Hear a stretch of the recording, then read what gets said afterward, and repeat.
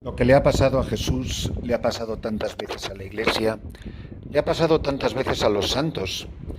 La gente que queda desconcertada, la gente que queda decepcionada, confundida, la gente que se lleva una enorme desilusión.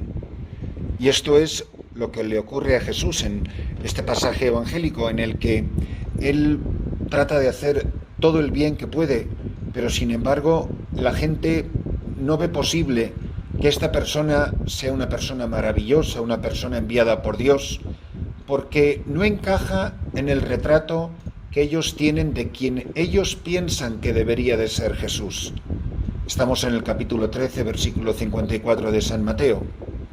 Y el pasaje evangélico para este día nos ayuda a entender cuántas veces la gente queda confundida o decepcionada, impactada por lo que no se esperan encontrar.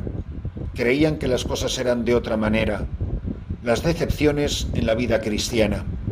En aquel tiempo Jesús llegó a su tierra y se puso a enseñar a la gente en la sinagoga, de tal forma que todos estaban asombrados y se preguntaban: ¿de dónde ha sacado esa sabiduría y esos poderes, esos milagros?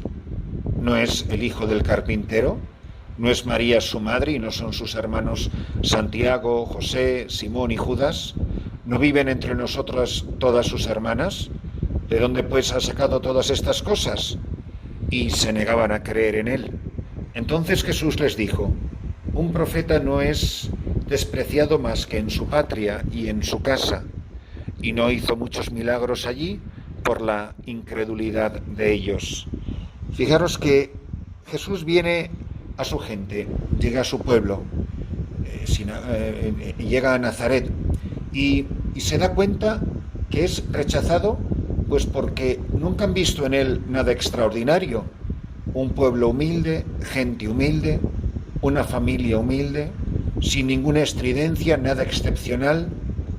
La santidad en la vida ordinaria, en la cotidianidad de la vida, de una vida familiar, como la de cualquier vecino del mismo pueblo. Están asombrados por una parte, dicen: ¿de dónde ha sacado esa sabiduría y esos poderes milagrosos? Como diciendo: eso no lo ha aprendido en la escuela del pueblo, eso no se lo han enseñado en la sinagoga aquí del barrio. Y mira tú la familia que tiene, si es igualita que la familia de todos nosotros. Y dice algo terrible, dice: se negaban a creer en él. Por una parte están asombrados de su sabiduría, les llama muchísimo la atención esos poderes milagrosos, pero se negaban a creer en él y es despreciado. Y no hizo muchos milagros allí por la incredulidad de ellos. No lo podremos repetir suficientemente, y yo lo he dicho tantas veces, incluso en estos últimos días. La fe está en el corazón de la vida cristiana. Creer. Animo a todos a leer el Catecismo de la Iglesia Católica. La primera parte, que versa sobre el credo, explica maravillosamente bien, probablemente es el texto más magistral desde el punto de vista teológico, incluso pedagógico, para entender qué significa el acto de fe. ¿Qué significa cuando digo creo en un solo Dios, Padre Todopoderoso, y recito el credo? ¿Qué quiere decir cuando lo pronunciamos en plural? El catecismo incluso explica qué significa recitarlo en singular o en plural, y en ambas versiones la riqueza es extraordinaria. El acto de fe significa un acto de radical confianza y de abandono. Implica también la adhesión incondicional a la persona de Jesucristo. Significa el dejarlo todo por Él, el estar dispuesto a dar la vida. Significa creer en Jesucristo, hacer de Él el centro y la razón de ser de nuestra existencia. Significa muchas veces que vamos a ser una decepción. Ojalá que haya sido una decepción por razones evangélicas. Ahora, que mucha gente se ha decepcionado de nosotros, simplemente porque no somos como otros creen que nosotros deberíamos de ser. A mí me ha pasado eso muchísimas veces. Igual que hay gente que te admira y te felicita, incluso te adula tristemente, sin merecerlo, Hay mucha gente que habla horrores de uno, de mí, de ti, de todos, porque no somos como ellos creen que nosotros deberíamos ser o como ellos quisieran que fuésemos. La gente se decepciona porque no somos como el retrato que ellos se han hecho en su cabeza que nosotros deberíamos de ser. Es lo que le pasa a mucha gente cuando se acerca a la Iglesia Católica, incluso cuando se acerca a los santos. Yo que he tenido la gracia de vivir cerca de algunos de ellos, de los ya canonizados, y la gente se llevó muchas desilusiones con Juan Pablo II y con la Madre Teresa y con muchos otros santos que he conocido, aunque no estén aún canonizados. Pero hombres y mujeres extraordinarios de Dios que produjeron muchísimas decepciones, sencillamente porque no cumplían el retrato que la gente tenía en su cabeza. Y aquí entramos cada uno de nosotros. Yo me siento algunas veces decepcionado de Jesucristo, me he sentido decepcionado de la Iglesia Católica, me he sentido decepcionado de los santos, me he sentido decepcionado del Evangelio, porque muchas veces en la vida cristiana las cosas no resultan, no son como nosotros nos creemos que deberían de ser. ¿Vacila nuestra fe frente a la persona de Jesucristo? Por ejemplo, cuando oramos tanto, pidiendo algo con tanta insistencia, pero no lo obtenemos, y nos decepciona, nos desilusiona, nos llevamos un chasco terrible.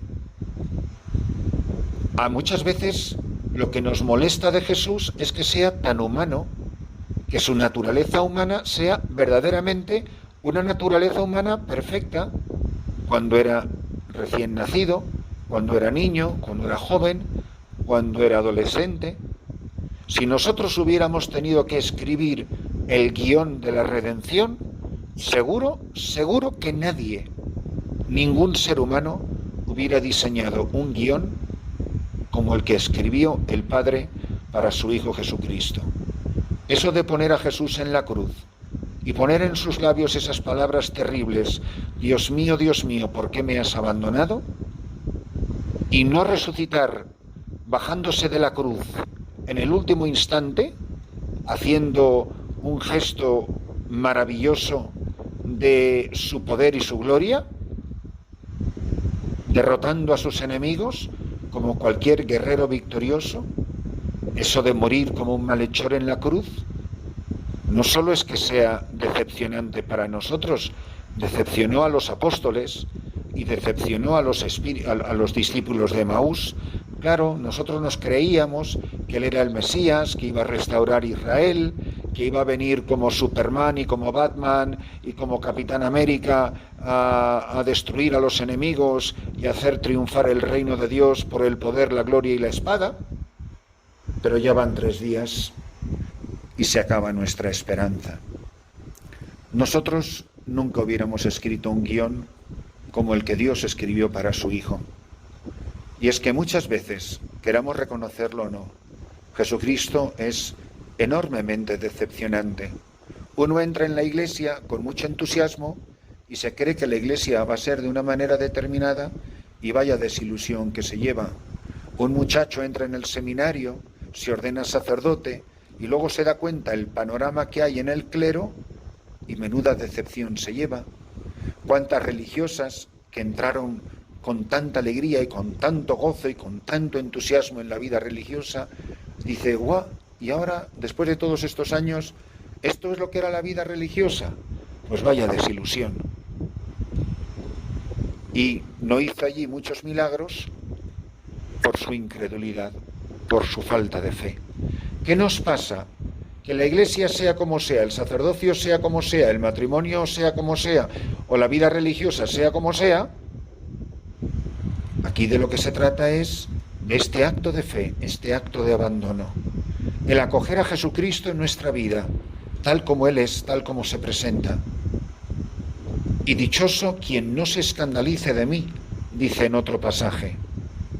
Dichoso quien no se siente decepcionado de Él.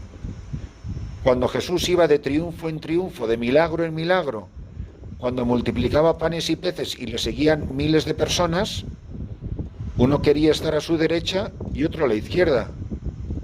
pero en la hora de la pasión no estaban muy por la labor, por mucho que dijeran que estaban dispuestos a beber el cáliz. Señor, que nunca nos sintamos decepcionados o escandalizados de ti, y que sepamos adherirnos a ti con una fe firme, con una fe cierta, con una fe sin fisuras que no vacila, con una fe radical e incondicional. Que la celebración de esta Santa Misa renueve en nosotros la conciencia de nuestro abandono total en los brazos de Jesús.